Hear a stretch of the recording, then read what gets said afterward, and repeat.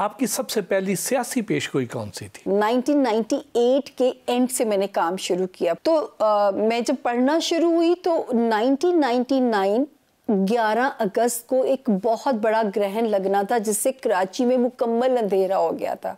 उस वक्त नवाज शरीफ साहब की हैवी मैंडेट की गवर्नमेंट थी और मेरे पास उनके एक मिनिस्टर आते थे। वो मिनिस्टर फंसे हुए थे नैब के केसेस में।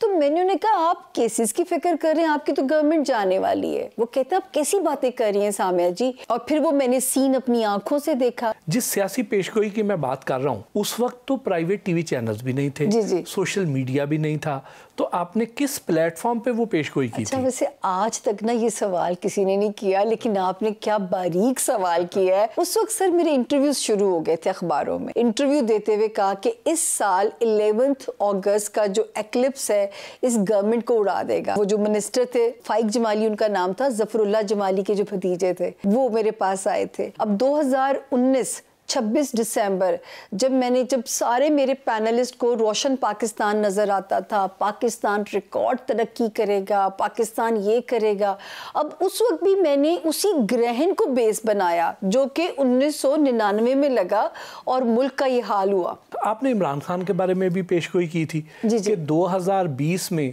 वो खुद निज़ाम को लपेट देंगे। जी। लेकिन 2020 का खात्मा तो बिलखैर हुआ।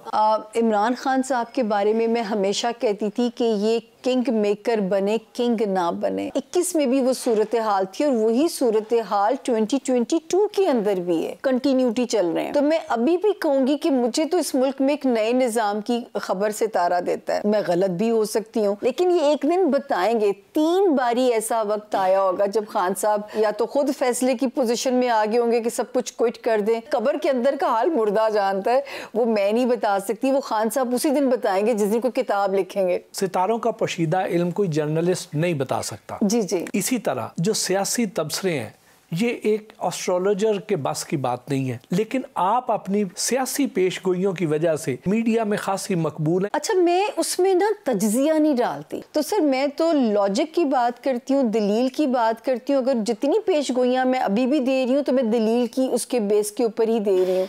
हाँ, वो गलत भी हो सकती है। मैंने पहले ही कहती हूँ कि 70 to 75% ये गाइडलाइन है। मेरी बहुत सारी फेमस प्रेडिक्शंस हैं। अब मेरा दिल चाहता है कि मैं रिटायर हूँ तो मैं किताब लिखूँ, लेकिन रब की दी हुई इज्जत है, वही उसको कायम रख सकते हैं।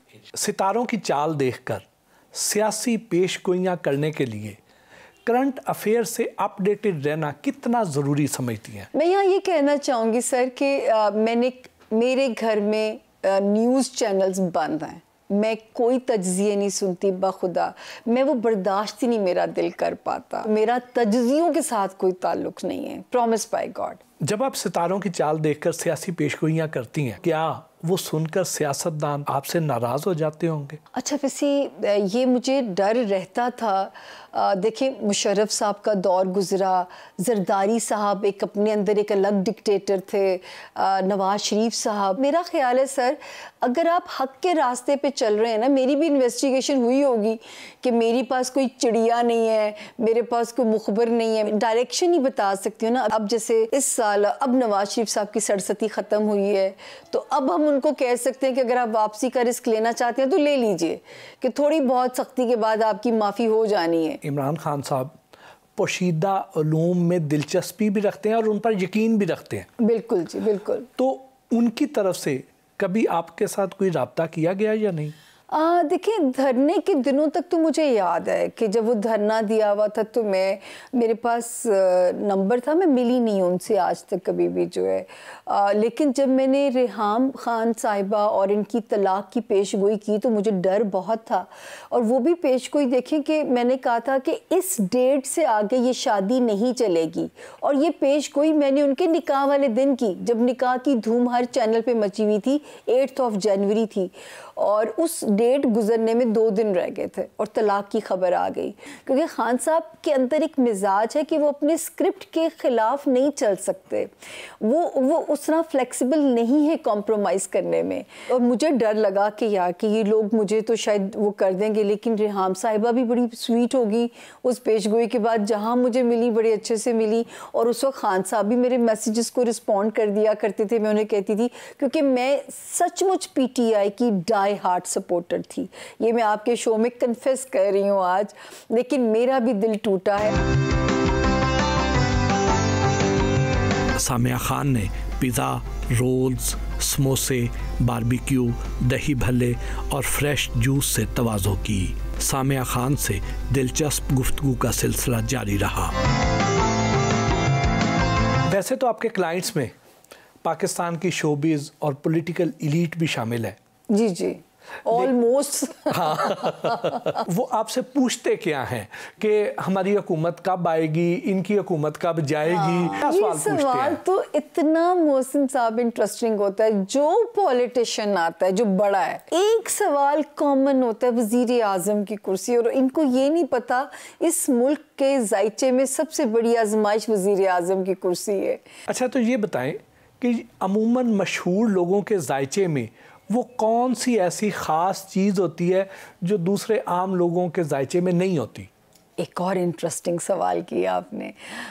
जब मैं सियासी तौर पे जो कामयाब लोग जिनको हर हाल में सियासत कबूल कर लेती है या वो सियासी तौर पे इस्तेमाल किए जाते हैं, जिनके जायचे में सेट्रन सितारा ज़ोहल वेल प्लेस्ड होता है, बाज़ के सितारे में एग्जॉल्टेड होता है, तो मैं उनको वहाँ से पढ़ती हूँ कि आपको सियासत रास है। इमरान खान साहब देखें, शेख रशीद साहब, मौलाना ताहिर कादरी साहब, शहबाज शरीफ साहब, उनका भी ये एग्जॉल्टेड है। एक लिस्ट है मतलब जिनको हर हाल में आप इनको लाइमलाइट में देखते रहेंगे। आप जो बात कर रही थी साठ सती की, तो ये साठ सती होती क्या है और कौन लोग इसका शिकार होते हैं? इसकी निशानियां क्या होती हैं? सर, आज तो आप दूसरी छक्के पे छक्का मार रहे हो। मैं आपकी टीम को जो है ना वो दोनों हाथों से, पहले एक हाथ से सल्यूट किया, तब दोनों हाथों से करती हूँ। बड़ा इंपॉर्टेंट सवाल। अच्छा, लोगों को एजुकेट किया जाए कि जो इस मामले में एक एवरेज लाइफ में ये 3 मरतबा आती है, और एक हिट आप एक ही बार ज़्यादा होते हैं उसमें जो है ना, बाकी फिर अल्लाह मियाँ हाथ थौला कर देते हैं। इसका जिक्र कुरान पाक में भी मौजूद है, हज़रत याकूब वाले वाक़े के अंदर मौजूद है। ज़ोहल आपके जायचे के, जब आप बॉर्न डेस्टिनी लेके पैदा हुए, 12वें घर में जाता है तो वहाँ से इसका असर आप पे शुरू हो जाता है। जैसे पाइसिस को इस वक्त सन की सरसती लगी हुई है, तो पाइसिस का 2021 बहुत डिफ़िकल्ट ईयर था, लेकिन ये 2.5 साल क्याम करता है सितारा। 2.5 साल, पहले 2.5 साल बहुत सख्त होते हैं, दूसरे 2.5 साल आपके रिश्तों के इम्तिहान शुरू कर देता है, और आखिरी 2.5 साल में आपकी माल की आजमाइश लेता है, फिर ये निकल जाता है। आप नवाज शरीफ साहब को देख लें, इतना बड़ा एम्पायर जिस आदमी का हो और वो अपनी साख ना बचा सके, सिर्फ सरसती के कारनामे थे। अमूमन लोग शादी ब्याह के लिए रिश्ते तय करते हुए एस्ट्रोलॉजर से कंपैटिबिलिटी चेक करवाते हैं, तो उनके जायचे में कौन सी ऐसी कॉमन चीजें होती हैं कि जिससे वो कंपैटिबल हो जाते हैं? Another interesting question, I must say that. देखिए, मैं लव स्टार्स की उसमें एक लैंग्वेज है। औरत के लव स्टार्स चेक करनी हो तो मैं सन और मार्स की पोजीशन बना के पढ़ती हूँ। आदमी के लव स्टार चेक करने हो तो मैं मून और वीनस को मिला के पढ़ती हूँ। चांद वो वाहिद सितारा है चांद कि जो 52 आवर्स एक घर में रहता है, 52 आवर्स के बाद दूसरे घर में छलांग कर जाता है। तो ये मर्द की फितरत में जो एक वो रखा गया ना कि उसके अंदर जिसको चेंज की ख्वाहिश आने शुरू हो जाती है, तो ये भी साइंस से साबित होता है।